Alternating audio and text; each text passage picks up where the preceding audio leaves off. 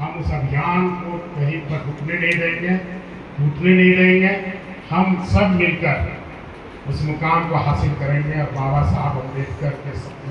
अब मैं कोटी के सांसद बड़े भाई कालीचरण मुंडा जी सभा को संबोधित करें। आदरणीय निश्चित रूप से के राजू सर का यह प्रयास और आप लोगों का यह जुटान आने वाले समय में क्रांति लाएगी। समाज में जो कुछ भी बिखराव हुआ है फिर से एकजुटता देखने को मिलेगा। और जो वर्कशॉप की बात कही गई उसमें और भी तथ्यात्मक बातें हमारे सामने आएंगी।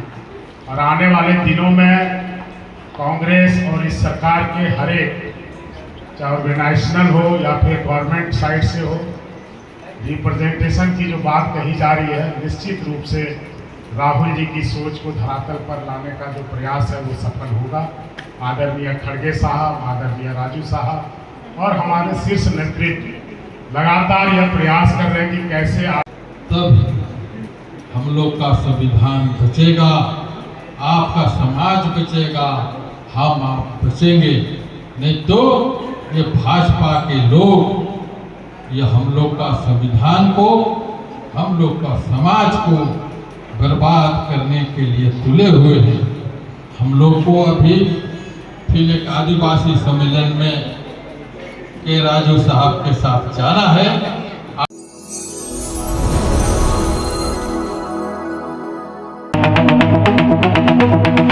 उद्देश्य ये है दलित इश्यूज पर नेक्स्ट 3 और 4 महीने में एक बढ़िया वर्कशॉप हम ऑर्गेनाइज करना चाहते हैं। 1 दिन का वर्कशॉप, वो वर्कशॉप में पूरा देश से दलित लीडर्स हाजिर होंगे। वो वर्कशॉप में झारखंड में दलित इश्यूज पर हम डिस्कस करेंगे, कैसा कांग्रेस पार्टी इश्यूज पर काम करने एक स्ट्रैटेजी तैयार करेंगे। हमारा उद्देश्य ये है झारखंड में अगले दिनों में कांग्रेस पार्टी दलित इश्यूज पर काम करेंगे।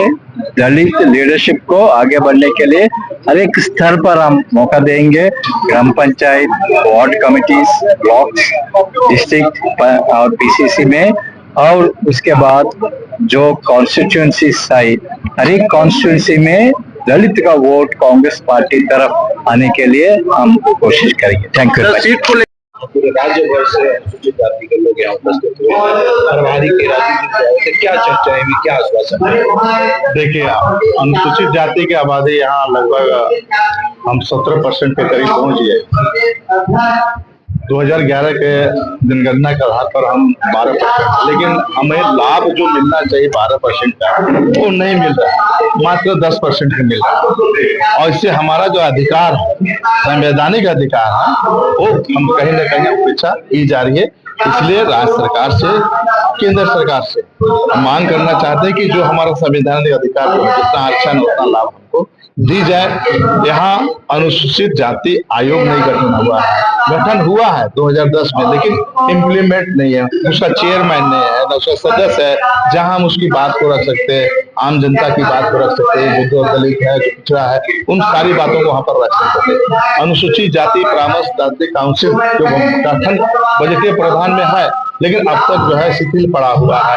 अनुसूचित जाति का जो है वित्त निगम बनता है, पर लिए प्रत्येक स्टेट में आप देखेंगे विकास का जो है शुरू वहीं से शुरू होता है। वहां से लोग ऋण लेंगे, लोन लेंगे और अपना व्यवसाय करेंगे, तो इस हिसाब से नहीं हो पा रहा है। हमारा छात्र जो अनुसूचित जाति का छात्रावास की कमी है, मात्र 23 गो छात्रावास है पूरे झारखंड में, उनको बढ़ाने की जरूरत है। आज हमारा बच्चे को स्टेपन नहीं मिल पा रहा है, उसका कास्ट सर्टिफिकेट नहीं बन पा रहा है।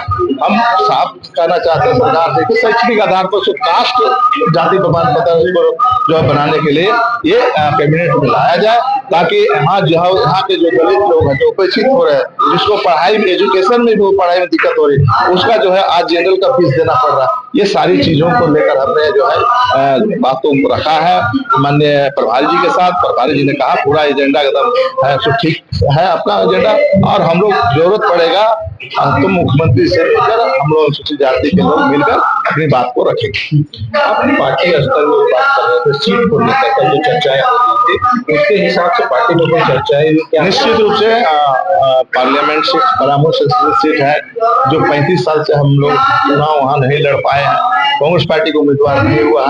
हमने बात रखा है कि वहाँ से आने वाले समय कांग्रेस पार्टी से उम्मीदवार तय किया जाए। साथ ही साथ अनुसूचित जाति सीट पूरे झारखंड में मात्र 9 है, उसमें से हम 2 सीट लड़े हैं, दोनों विजय हासिल है। क्यों नहीं हम लोग 9 सीट पर तैयारी करें वहाँ गठबंधन के और 9 सीट पर जीतकर हम लोग आगे। जो पार्टी आपके गठबंधन में है, अगर वो पार्टी तैयार नहीं होती है, ऐसे स्थिति में कांग्रेस पार्टी क्या? देखिए, जेएमएम में अगर बड़ा भाई यहाँ है तो 5 सीट लड़े, हम 4 सीट लड़ेंगे, लेकिन सीट तो बढ़नी चाहिए। देखिए, अनुसूचित जातियों को प्रतिनिधित्व देने के लिए आदरणीय प्रभारी के राजू सर लगे हुए हैं और बड़ा एकदम जो है कि एनर्जेटिक तरीका से एक एक समूह को जोड़ने का काम कर रहे हैं, ताकि राहुल गांधी जी का जो सपना है, कांग्रेस पार्टी संविधान और देश को लेकर के चलना चाहता है, एक एक जो मजबूर लोग हैं उनको लेकर के चलना चाहता है। और मैं उम्मीद नहीं विश्वास कर रहा हूं कि के राजू साहब ने एक टास्क दिया है, उस टास्क में एक प्रतिनिधित्व, क्योंकि ये विभिन्न जातियों में है, कोई चमार है तो कोई पासवान है, कोई राम है, कोई बैठा है, तो ये तमाम लोगों का प्रतिनिधित्व कैसे आ सके और उनको उनके आबादी के आधार से उनको प्रतिनिधित्व कैसे दिया जा सके, इस दिशा में कांग्रेस पार्टी और आदरणीय प्रभारी के राजू सर इसको होमवर्क दिए हुए हैं।